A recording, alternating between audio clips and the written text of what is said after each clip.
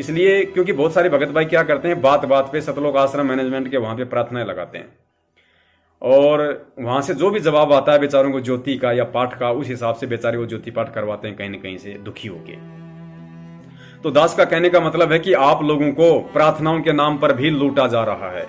पिछले 4 साल से आप लोगों से लूट की जा रही है प्रार्थनाओं के नाम पे कि आपकी हिसार जेल में गुरुजी से प्रार्थना हो जाएगी, गुरुजी ने ये जवाब दे दिया, गुरुजी ने वो जवाब दे दिया। ऐसा कोई नहीं है, ऐसा कोई सिस्टम नहीं है और ना ही आप लोगों की हिसार जेल में गुरुजी के पास कोई प्रार्थना जाती है। आप लोगों को ठगा जा रहा है, आप लोगों के साथ विश्वासघात किया जा रहा है, आप लोगों की गुरुजी के ऊपर जो श्रद्धा भाव विश्वास है उसके साथ कुठाराघात किया जा रहा है। दास आपको बताता है, संत रामपाल जी महाराज जी के आशीर्वाद से उन्होंने जो बुद्धि दास को बख्शी है उस आधार से दास बताता है कि ये कितना बड़ा षड्यंत्र है और ये क्या माजरा है ये प्रार्थनाओं का। पुण्यात्माओं, आप जी विचार करना, संत रामपाल जी महाराज जी से हिसार जेल में मिलने का केवल बुधवार और शनिवार 2 दिन का ही समय है, जहां तक दास को ध्यान है। दिन चाहे कोई भी हो, लेकिन सप्ताह में केवल 2 ही दिन मिलने का समय दिया जाता है कोर्ट के द्वारा लीगली रूप से, और मिलने का समय केवल 10 मिनट से ऊपर का नहीं है। इतना भी दास को पता है, चाहे वकील हो चाहे उनके परिवार वाले हों। अब पुण्यात्मा विचार करो, यदि वकील संत रामपाल जी महाराज जी से मिलने जाएगा तो वकील को तो संगत की प्रार्थनाओं से कोई मतलब होता ही नहीं है, ना होगा। वो तो अपनी वकालत से संबंधित ही काम करेगा, उसके लिए वो भी समय कम पड़ जाएगा।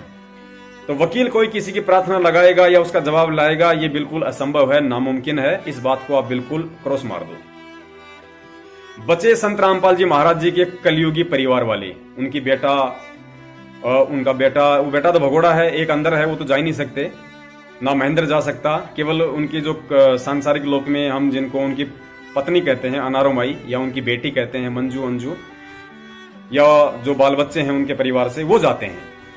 तो पुण्यात्मा, उनको 10 मिनट का टाइम मिलता है। सप्ताह में 2 बार मिलाई होती है, 10-10 मिनट का टाइम मिलता है, यानी 7 दिन में केवल 20 मिनट तक ही वे संत रामपाल जी महाराज जी से रूबरू हो सकते हैं। अब पुण्यात्माओं, पहली बात तो ये कि 20 मिनट में तो संत रामपाल जी महाराज जी के कलयुगी परिवार वालों का खुद का रोना धोना ही पूरा नहीं होता। ये एक दूसरे की शिकवे शिकायत, गुरुजी उसने ये कर दिया, गुरुजी वो मेरी ये बात नहीं मान रहा, गुरुजी उसने ये कर दिया, ये अपना रोना धोना ही पूरा नहीं कर पाते 10 मिनट में वहां पे। और यदि 2-4 मिनट का समय बच भी गया तो फिर पवन दास, कर्णदास, रामचंद्र दास, हम जो सत्सेवक हैं, फिर हमारी शिकायतें, तो इनके पास समय तो है ही नहीं संगत की प्रार्थना करने का। और यदि पुण्यात्मा विचार करना, यदि 1-2 मिनट का समय भी मिल गया इन लोगों को, तो पुण्यात्मा 1 मिनट गुरुजी को बताने में और 1 मिनट उधर से गुरुजी को आदेश देने में संगत की प्रार्थनाओं का, ठीक है जी, मुश्किल से 1 मिनट, यानी 1 सप्ताह में केवल 1 प्रार्थना बड़ी मुश्किल से एक भगत की जेल में हो पाती है। और वो प्रार्थना भी ये लोग केवल उसी के करवाते हैं जो या तो इनका रिश्तेदार हो, या इनका भयंकर रूप से चापलूस हो, या कोई कोऑर्डिनेटर हो, या जिन लोगों से इनका कोई स्वार्थ सिद्ध होता हो, केवल उन्हीं लोगों की प्रार्थना लगाएंगे, आम संगत की नहीं, भेड़ बकरियों की प्रार्थना नहीं जाती जेल में। तो पुण्यात्माओं विचार करो, आज लाखों की संख्या में संत रामपाल जी महाराज जी की संगत है और 1 सप्ताह में कम से कम भी नहीं तो दास आइडिया लगा रहा है 5000 भगत सतलोक आश्रम बरवाड़ा में जो 4 ठग बैठे हुए हैं, जो नंबर दिए जाते हैं पीले पर्चे पे, उनको फोन करके अपनी प्रार्थनाएं लिखवाते हैं कि हमारी ये प्रार्थना है, हमारी गुरुजी से ये प्रार्थना करवाओ जेल में। 1 सप्ताह में कम से कम 5000 लोग गुरुजी से प्रार्थनाओं के इंतजार में वहां पे फोन करते हैं और 1 सप्ताह में उन 5 के 5000 लोगों को जवाब भी दिया जाता है कि गुरुजी की तरफ से ये आदेश आ गया, गुरुजी की तरफ से वो आदेश आ गया। पुण्यात्माओं विचार करो, जब सप्ताह में 2 दिन का मिलाई का टाइम 10-10 मिनट का, यानी 1 सप्ताह में 20 मिनट तक लोग मिल सकते हैं, 20 मिनट में उनका खुद का रोना धोना पूरा नहीं होता है। और यदि समय मिल गया तो मुश्किल से 1 या 2 प्रार्थनाएं होती हैं, वो भी केवल उन लोगों की जो जिनसे उनका स्वार्थ सिद्ध होता है। तो ये संगत की 5000 प्रार्थनाओं का जवाब आखिर कौन देता है और कहां से आता है? क्या है किसी के पास जवाब इस बात का?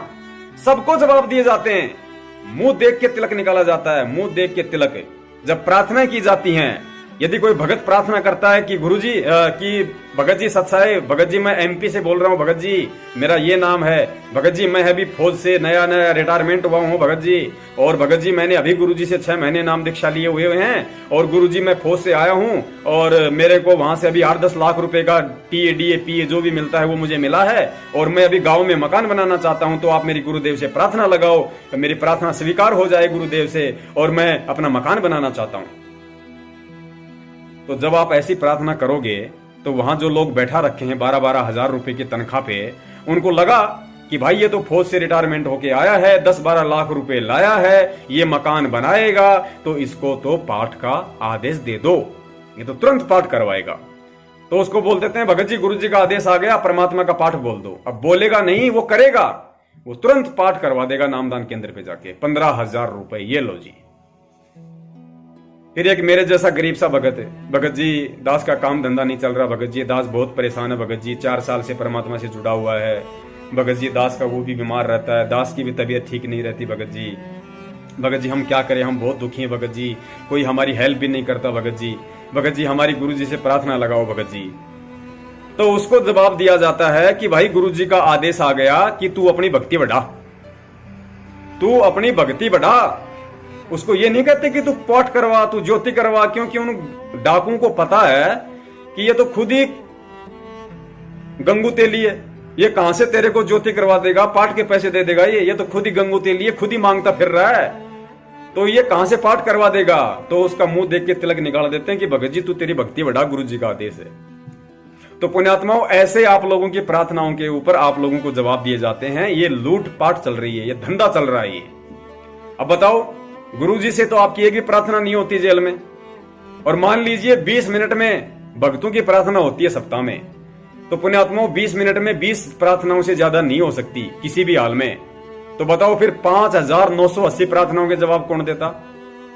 ये बहुत बड़ा धंधा चल रहा है, आप लोगों को ठगा जा रहा है, आप लोगों के विश्वास के साथ विश्वासघात किया जा रहा है, आप लोगों की भावनाओं पर कुठाराघात किए जा रहा है।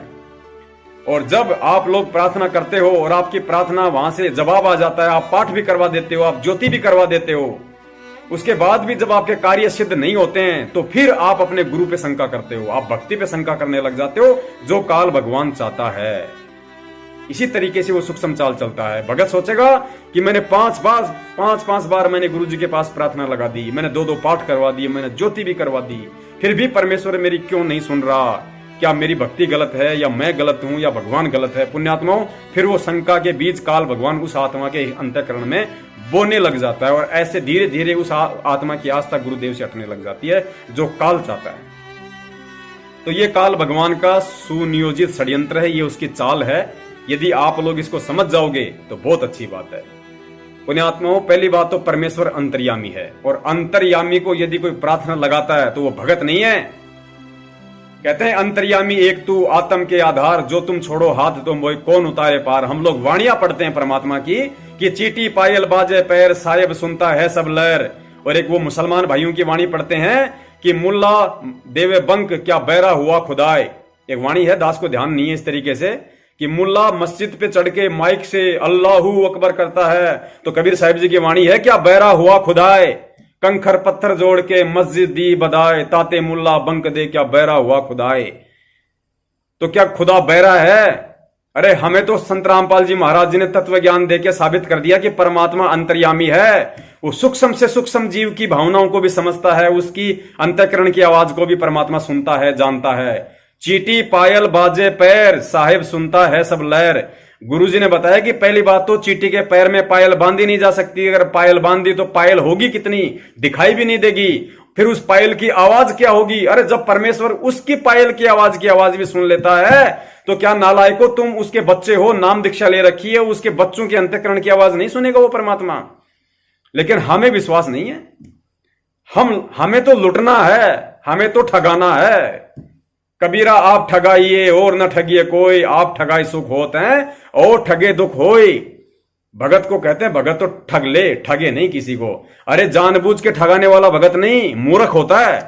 कबीर साहब ने ये नहीं कहा कि तुम जानबूझ के ठगाओ, जानबूझ के ठगाने वाला मूर्ख होता है। तो हम तो मूर्ख बन रहे हैं आज, जानबूझ के ठगा रहे हम।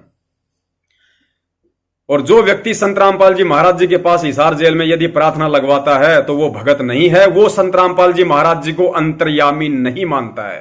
ये 100% सत्य है। यदि वो संत रामपाल जी महाराज जी को या कबीर परमेश्वर को अंतर्यामी मानता तो अपने हृदय से, अपनी अंतःकरण से, अपने घर पे बैठ के परमात्मा से प्रार्थना करता। क्योंकि सतगुरुदेव जी ने सत्संगों में बोल रखा है कि परमात्मा केवल आत्मा की सुनता है, मन की नहीं सुनता। तो फिर हम जो रोज संध्या आरती करते हैं, जो मंत्रों का जाप करते हैं, फिर वो कौन सुनता भाई? फिर तो कोई सुनता ही नहीं, क्योंकि गुरुजी तो वही सुनेंगे जो उनको बताई जाएगी, जो उनसे प्रार्थना लगाई जाएगी।